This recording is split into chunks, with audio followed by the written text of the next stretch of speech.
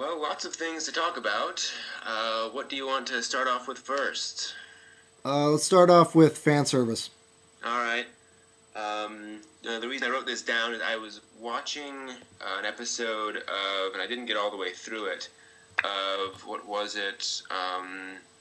Yotsunoha, which came out a couple weeks ago, I think. And it came on and had an interesting start with a cute young girl heading off for school.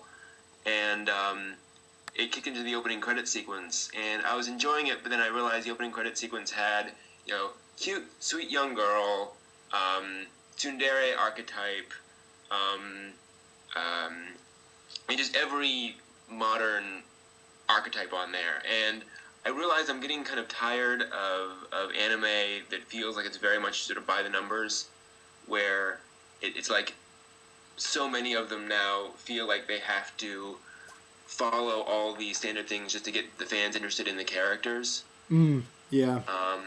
It's just it just seems increasingly popular. And I'm sure this has existed for a long time, but maybe I'm just noticing it now, where these archetypes just seem to be in every, I guess every romance, I guess, has these archetypes, and I think it's just getting. I don't know. Is it getting more obvious now than it used to be? Is that what's going on? Well, I think it's hard to say because we still have. I guess there are different archetypes in romance, and I think that romance is a much larger beast to wield. True. Haruhi shows us that. Well, Haruhi changed the game, True. and that's sort of sad when you think about it because Haruhi I don't think is really that far from anything else. No. Yeah, and it's considered to be this genre-changing thing of great magnitude. Well, and I mean, part of the whole appeal of Haruhi is that it's very much a parody of and playing off of existing stereotypes. Yeah, and it's also the rearranging of Mm-hmm. yeah, I mean we have the creation of Kyon. Mm-hmm. Yeah, and that character has been persisting for the past year or more. Absolutely. Yeah. Every harem anime I've seen in the past year, the main character is Kyon. Just absolutely.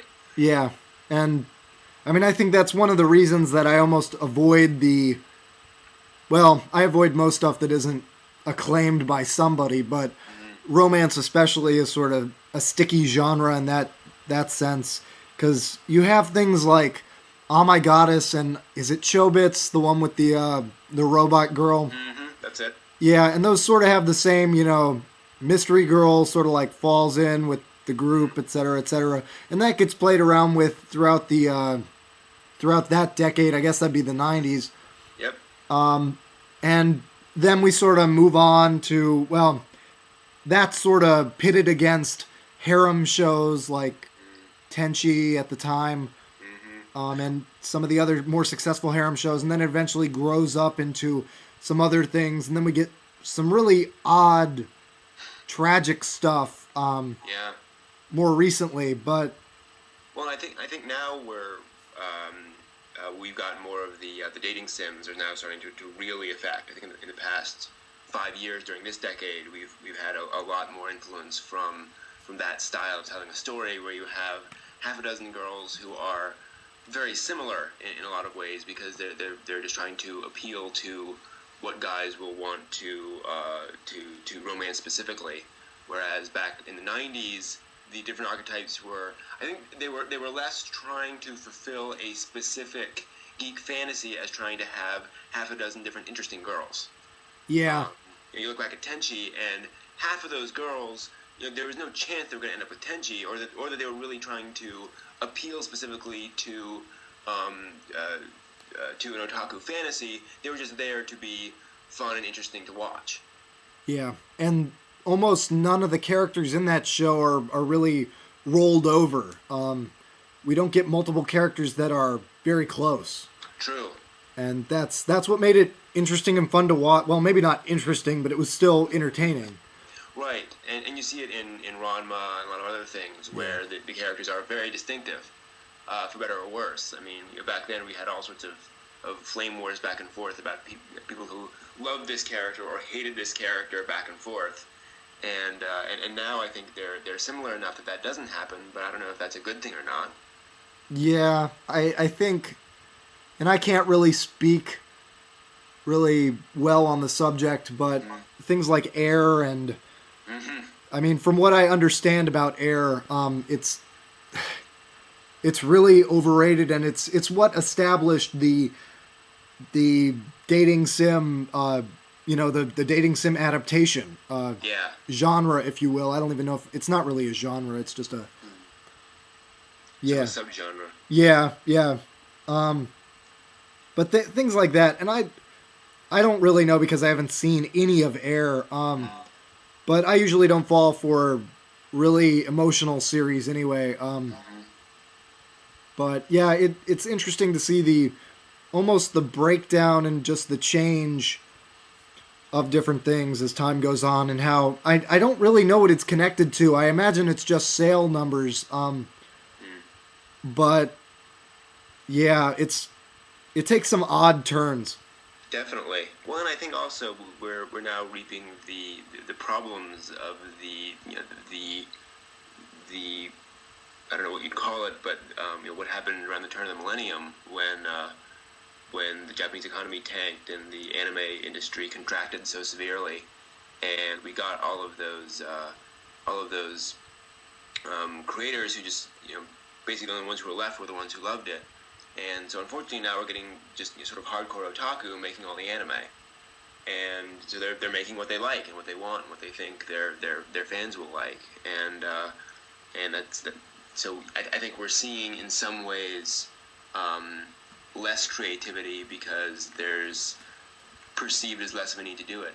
And I think part of the problem too is the dating sim industry. I mean, they pump out material. I mean, if you look at posters of dating sims and you look at the artwork from dating sims, the characters are all so similar, Yeah, even across dating sims, and it's just it's kind of creepy.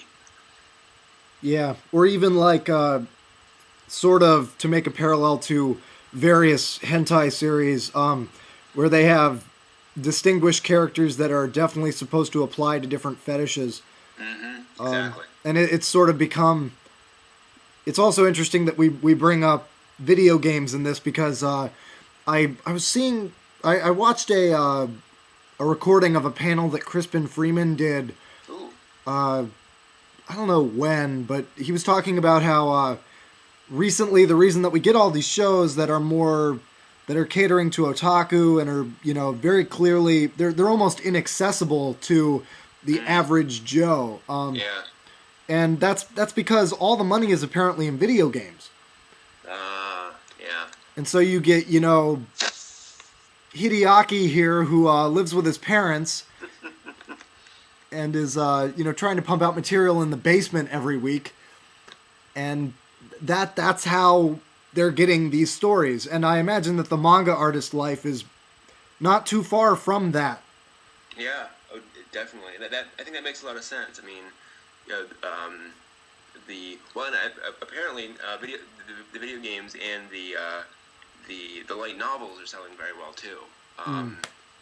It's kind of amazing realizing how much of the anime of the past couple of years have come from light novels, where they used to come from anime or come from manga. Have you seen the new Katakawa Shoten opening video thing? No, not yet. It's